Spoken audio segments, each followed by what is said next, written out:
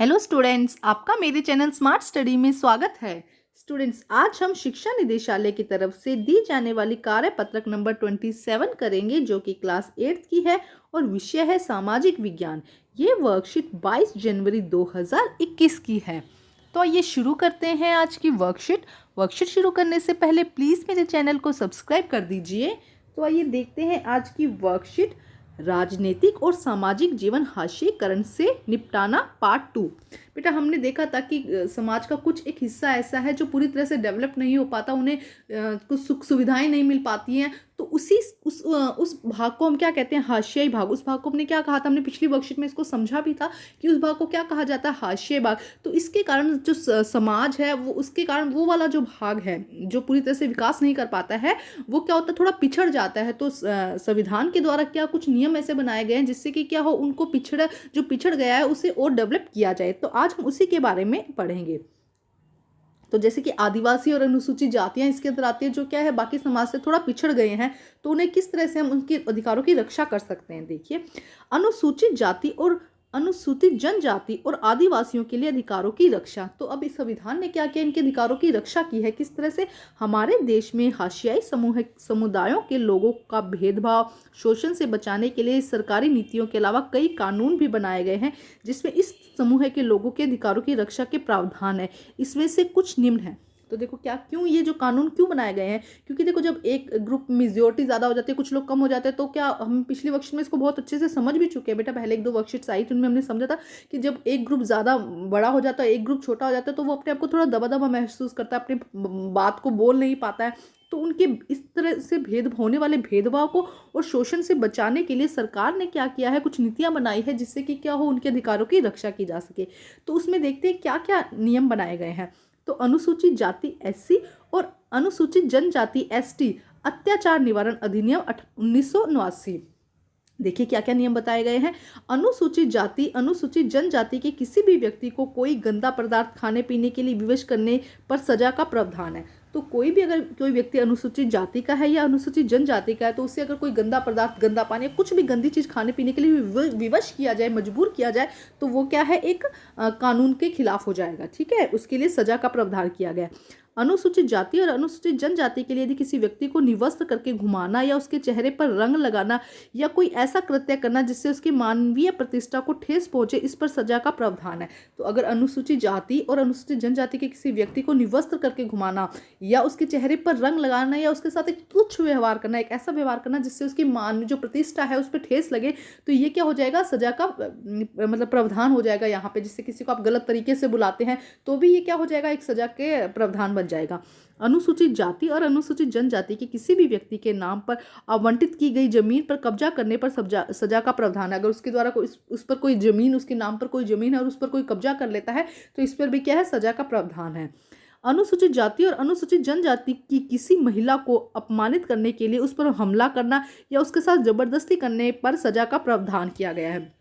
तो देखो, अनुसूचित जाति या जनजाति का कोई व्यक्ति है, कोई महिला है जिसको अपमानित किया जा रहा है, उसके साथ सही शब्दों का प्रयोग नहीं किया जा रहा, उस पर हमला किया जा रहा है या उसके साथ व्यवहार किया जा रहा है, तो उससे क्या हो जाएगा? बेटा, ये भी क्या है? एक सजा का प्रावधान है। तो देखो, यहाँ पे क्यों किया गया है? क्योंकि कुछ लोग समझते हैं कि जो कुछ नीची जाति, मतलब ये कह सकते हैं कि जिसे अनुसूचित जनजाति या अनुसूचित जाति कहा गया है, ऐसे ऐसे जो जाति है, इनके लोगों के साथ गलत व्यवहार होता है। तो उस व्यवहार को रोकने के लिए, जिसे पहले माना जाता था कि ये ऊंची जाति है, ये नीची जाती है, लेकिन आज के समाज में, आज भारत में क्या है? सभी जातियों को, सभी लोगों को समानता का अधिकार है। सभी, चाहे वो किसी भी जाति का हो, जाति पाति का कोई भेदभाव नहीं, सभी को क्या है? समानता का अधिकार दिया गया है।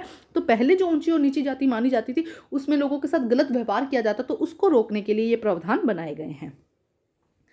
आगे देखिए, यह कानून 1889 के इन समुदायों की मांगों के जवाब में बनाया गया। इस कानून में शारीरिक रूप से खौफनाक और नैतिक रूप से निंदनीय अपमानों के स्वरूप फर्क कर सूची दी गई है।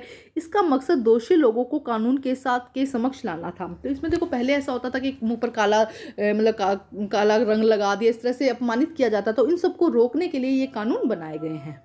ठीक है, आगे देखते हैं क्या कह रहा है बेटा। आदिवासियों की मांगे और 1889 का अधिनियम। अब आदिवासी भी इससे परेशान हो रहे थे, उन्हें थोड़ा थोड़ा अधिकारों के बारे में पता था, तो उन्होंने कुछ मांगे रखी और उसमें अधिनियम लागू हुआ 1889 का अधिनियम। और एक और वजह से महत्वपूर्ण है, आदिवासी कार्यकर्ता अपनी परंपरागत जमीन पर अपने कब्जे की बहाली के लिए इस कानून का सहारा लेते हैं। तो जो आदिवासी कार्यकर्ता है वो अपनी परंपरागत जो उनकी जमीन थी उस पर अपने कब्जे, मतलब कि उनका खुद का राइट रहे वहां पर, उसके लिए उन्होंने कानून का सहारा लेते हैं। तो देखो क्या है सहारा, संवैधानिक रूप से आदिवासियों की जमीन को किसी और गैर आदिवासी व्यक्ति को नहीं बेचा जा सकता। जो आदिवासी की जमीन है उसे गैर आदिवासी को, मतलब कोई और जाके वहां से नहीं बेचा जा सकता। जहां ऐसा हुआ है वहां संविधान की गरिमा को बनाए रखने के लिए उन्हें उनकी जमीन वापस मिलनी चाहिए। तो उन्हें क्या करते, मान लो कोई आदिवासी का एरिया है, वहां पे आदिवासी की जमीन है और आदिवासी ने अपनी जमीन किसी और को दे दी, किसी आम व्यक्ति को, मतलब जो आदिवासी के ग्रुप में नहीं आता है, तो ऐसा नहीं बेच सकता पहले, और अगर बेच दिया है तो वो उसको जमीन वापस मिल जानी चाहिए। आदिवासी कार्यकर्ताओं सीके जानू का आरोप है कि, अब देखो आदिवासी कार्यकर्ता है, सीके जानू का आरोप है कि आदिवासियों के संवैधानिक कानून का उल्लंघन करने वालों में विभिन्न प्रदेशों की सरकारें भी पीछे नहीं है। यही सरकार है जो लकड़ी व्यापार, पेपर मिल आदि के नाम पर गैर आदिवासी घुसपैठियों की जनजातीय जमीनों का दोहन करने तथा आदिवासियों को उनके परंपरागत जंगलों से उजाड़ने की छूट देती है। तो देखो क्या कहा जा रहा है, क्योंकि आदिवासी कहाँ पे रहते हैं, जंगलों में रहते हैं, तो क्या किया जा रहा है, आजकल पेड़ों को काटा जा रहा है। तो वो कह रहे हैं कि सरकार भी इसमें पीछे नहीं है, कुछ देशों की सरकार, प्रदेशों की सरकार है, वो भी यहाँ पे क्या है, पीछे नहीं है। वो क्या करती है, लकड़ी व्यापार के लिए, पेपर मिल के लिए क्या कर रहे हैं, इन पेड़ों को काट रही है। और ये पेड़ जो जंगल है ये क्या है, आदिवासियों का घर है, तो ये भी क्या है, जंगल उजाड़ने से उनका घर उजड़ रहा है ना, तो इसके लिए ये भी पूरी तरह दोषी है। इसके अलावा आगे देखो क्या कहा गया है, इसके अलावा जंगलों को आरक्षित तथा अभ्यारण्य घोषित करके भी लोगों को वहां से बेदखल किया जा रहा है। अब देखो जंगलों को क्या कर दिया, आरक्षित कर दिया, भाई यहाँ पे ये जानवर मिलेंगे, ये जानवर मिलेंगे, तो इसके लिए वो जगह आरक्षित कर दी, वहां पे कोई आम व्यक्ति या कोई लोग जा नहीं सकते, उनको अभ्यारण्य घोषित कर दिया। अभ्यारण्य भी वही होता है कि उस एरिया को प्रोटेक्ट कर दिया। तो इससे क्या होगा, जब वहां पे जो लोग रह रहे थे उनको बाहर निकाल दिया गया, तो ये भी क्या है, एक मतलब उनके लिए मुश्किल की बात है, इसलिए उन्होंने ये सब बातें रखी है। श्री जानू का यह भी कहना है कि जब सरकार आदिवासियों से छीनी गई जमीन पर औद्योगिक या अन्य परियोजना के निर्माण के लिए बेहिसाब पैसा खर्च करती है। देखो श्री जानू जी क्या कहते हैं कि जब आदिवासियों से जो जमीन छीन ली गई, देखो चाहे कोई उद्योग बनाना हो या किसी तरह से भी कोई परियोजना बनानी हो, तो उनसे उनकी जमीन क्या कर ली गई, छीन ली गई है। तो इन स्थितियों को पुनर्वास देने के लिए मामूली सी खर्चा देने के लिए क्यों हिचकिचाती है, तो वो क्या करती है, उसने ले तो काफी कुछ लिया लेकिन थोड़ा सा ही उनको रिफंड जो करना है वो थोड़ा सा करते हैं। एक बार फिर रीड करते, देखो क्या लिखा गया।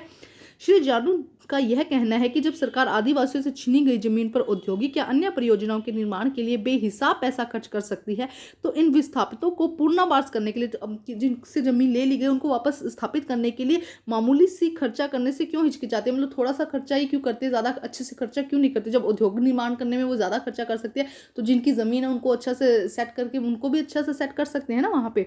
तो ये सब आरोप लगाए गए हैं यहाँ पे। ठीक है स्टूडेंट, आगे देखते हैं क्या कहा गया वर्कशीट पे। क्रियाकलाप, पौधा लगाते हुए अपना एक चित्र बनाइए, लिखो कि पेड़ों को काटने से क्या क्या हानियां हैं। तो बेटा ये क्वेश्चन आप खुद करेंगे कि पेड़ों को काटने से क्या क्या हानियां हैं। देखो पेड़ों के काटने से क्या होगा, सबसे पहले तो ऑक्सीजन की, पेड़ हमारे क्या है, ऑक्सीजन दाता है, फूल फल सब्जी हमें मिलनी बंद हो जाएगी, जो भूमि है वो बंजर हो जाएगी। इसके अलावा क्या होगा, भूमि बंजर हो जाएगी, पानी का बहाव, जो नदियां हैं वो उनका रास्ता बदल जाएगा अगर पेड़ नहीं होंगे तो ना। तो ये सब नुकसान है। ये आप अब 8th क्लास में हो, बड़े बच्चे हो, आप ये कर सकते हो। अब हम करते हैं क्वेश्चन आंसर। क्वेश्चन नंबर 1, अनुसूचित जाति अनुसूचित जनजाति कानून बनाने की जरूरत क्यों पड़ी। तो अनुसूचित जाति और जनजाति के कानून बनाने की जरूरत क्यों पड़ी, क्योंकि उनके अधिकारों की रक्षा करने के लिए ना। तो अब यहाँ से लिखेंगे, हमारे देश में हाशियाई समुदायों के लोगों को भेदभाव और शोषण से बचाने के लिए, हाशियाई की जगह यहाँ पे आप लिख दीजिएगा अनुसूचित जाति और जनजाति के लोगों को। यहाँ पे क्या लिख देंगे, एक सेकंड, यहाँ पे देखिए, यहाँ हाशियाई की जगह आप ये लिख दीजिएगा अनुसूचित जाति और जनजाति। यहां से लिख दीजिएगा अनुसूचित जाति और जनजाति समुदाय के लोगों को भेदभाव और शोषण से बचाने के लिए, आंसर नंबर 1। ठीक है, बचाने के लिए सरकारी नीतियों के अलावा कई कानून बनाने की, सरकारी जो नीतियां हैं उनके अलावा कई कानून बनाने की जरूरत पड़ी। कई कानून, यहाँ पे लिख दीजिएगा कई कानून बनाने की जरूरत पड़ी। देखो इतना तो आप कर सकते हो ना। अब जरूरत पड़ी, एक बार मैं पढ़कर बता देती हूँ आपको क्या कहा गया। अनुसूचित जाति और अनुसूचित जनजाति समुदाय के लोगों को भेदभाव और शोषण से बचाने के लिए सरकारी नीतियों के अलावा कई कानून बनाने की जरूरत पड़ी। उनके भेदभाव और शोषण से बचाने के लिए, मेन आंसर क्या है इसका, जो लोग हैं उनको शोषण और भेदभाव से बचाने के लिए ही नई जो कानून बनाने की जरूरत पड़ी। ठीक है, अब हम करते हैं प्रश्न नंबर 2। देखो क्या कहा गया प्रश्न नंबर 2 में, अनुसूचित जाति और जनजाति कानून के मुख्य बिंदु कौन कौन से हैं। तो बहुत क्लियरली आपकी इसमें मेंशन किया गया, आपको कहीं पे जाने की जरूरत नहीं है। ये चारों पॉइंट, नंबर 1 कि कोई गंदा खाना खिलाने के लिए मजबूर नहीं कर सकता, किसी तरह का अपमानित नहीं कर सकता, निर्वस्त्र करके चेहरे पर रंग लगाकर नहीं घुमा सकता। नंबर 3 क्या है, कोई जमीन पर कब्जा नहीं कर सकता। नंबर 4 किसी महिला के साथ अपवद व्यवहार नहीं कर सकता। तो ये 4 पॉइंट है जिसमें आपको यहाँ पर लिखने हैं। अब हम करते हैं प्रश्न नंबर 3। देखिए क्या है प्रश्न नंबर 3, आदिवासियों को उनकी जमीन क्यों वापस मिलनी चाहिए। आदिवासियों को उनकी जमीन वापस क्यों मिलनी चाहिए बेटा, क्यों, क्योंकि क्या कर रहा है, देखो इसमें यहाँ पे देखो ये आ जाएगा आंसर नंबर 3। संवैधानिक रूप से आदिवासियों को जमीन किसी गैर आदमी व्यक्ति को नहीं बेच सकता। जो संवैधानिक रूप से जो आदिवासी व्यक्ति है गैर आदिवासी को नहीं बेच सकता, और जहाँ ऐसा हुआ है वहाँ संविधान की गरिमा को बनाए रखने के लिए, क्यों, संविधान की गरिमा को बनाए रखने के लिए उनको उनकी जमीन वापस मिलनी चाहिए। तो ये हो जाएगा आंसर नंबर 3। आइए अब करते हैं नेक्स्ट क्वेश्चन। देखिए क्या है प्रश्न नंबर 4, अपने अनुभव के अनुसार बताइए कि आदिवासियों की मदद के लिए आपके क्या सुझाव है। क्या सुझाव है बेटा, क्या किस तरह से हम आदिवासियों की मदद कर सकते हैं। तो देखो आदिवासियों की मदद के लिए शिक्षा का प्रसार, जहाँ आदिवासी आदिवासी हैं वहाँ पे लघु या कुटीर उद्योग खोले जाए, उन्हें मतलब टेक्निक, जो नई नई टेक्निक आ रही है उनके बारे में बताया जाए, जिससे कि क्या होगा, उनका विकास होगा, उनकी सोच बढ़ेगी ना। तो इस तरह से हमारा अनुभव यही कहता है कि इस तरह से विकास किया जा सकता है। बाकी आप कुछ ऐड करना चाहे तो कर सकते हैं। तो करते हैं इसका आंसर हम।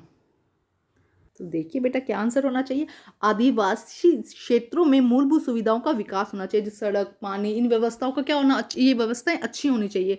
आदिवासी क्षेत्रों में शिक्षा का प्रचार प्रसार के लिए प्रयास होने चाहिए, मतलब शिक्षा का ज़्यादा से ज़्यादा प्रचार प्रसार होना चाहिए। आदिवासी क्षेत्रों में लघु उद्योगों की स्थापना पर जोर दिया जाना चाहिए। इसके अलावा उन्हें नई नई तकनीकों के बारे में बताना चाहिए, नई नई सुविधाओं के बारे में बताना चाहिए, जिससे कि क्या हो, उनका विकास हो सके। तो बेटा आज की वर्कशीट कंप्लीट होती है। वर्कशीट कंप्लीट करके अपने टीचर से चेक कराइए, और प्लीज़ मेरे चैनल को लाइक कीजिए, सब्सक्राइब कीजिए और शेयर कीजिए। Thank you students.